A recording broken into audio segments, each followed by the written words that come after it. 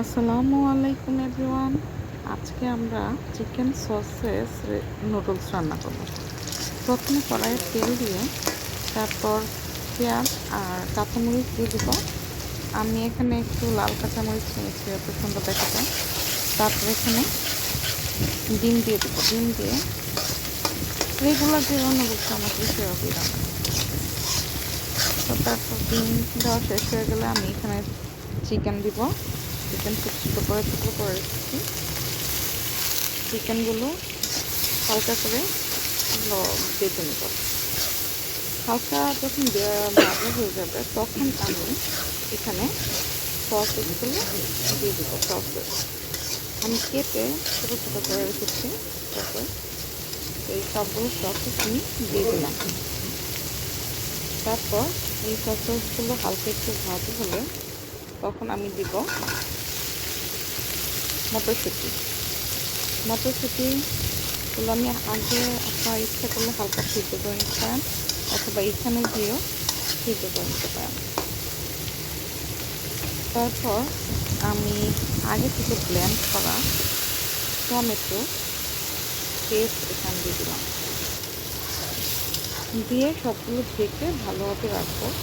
যখন রান্না প্রায় কাছাকাছি হবে তখন আমি একটা পেঁয়াজ পাতা রেখে দিয়েছি। আমি আবার সব পেঁয়াজ পাতা সিজনের সময় ফ্রিজে কেটে বরফ করে রেখেছি।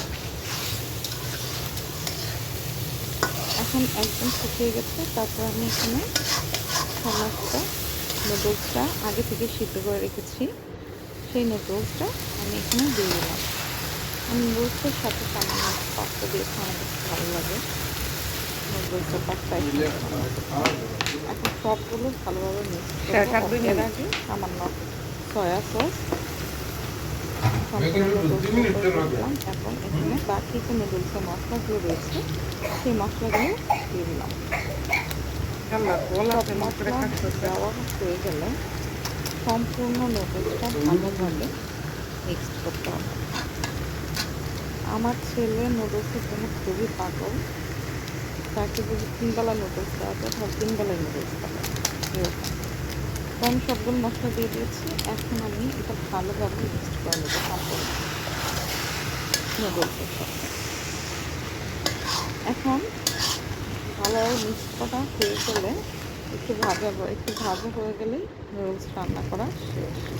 এই যে দেখেন আমার নুডলস রান্না করা হয়ে গেছে। খুবই সুন্দর লাগছে দেখতে, দেখতে লোভনীয় লাগছে। এখন আমি একটা বাটিতে সার্ভ করে নিচ্ছি। আমি নিজেও পার্সোনালি নুডলস অনেক পছন্দ করেছি। আপনারা এভাবে চাইলে নুডলস রান্না করতে পারেন, অথবা আপনারা যেভাবে পছন্দ করেন সেভাবে রান্না করতে পারেন। কিন্তু নুডলসে সসেস দিলে আমার খুব ভালো লাগে, তাই সসেস দিয়ে আজকে নুডলসটা রান্না করছি। তো কেমন হয়েছে সবাই জানাবেন। আমার ভিডিওটা ভালো লাগলে শেয়ার করে দিন, আর আমার পাশে থাকবেন সবাই, আমার পেজটাকে ফলো করেন। আসসালামু আলাইকুম।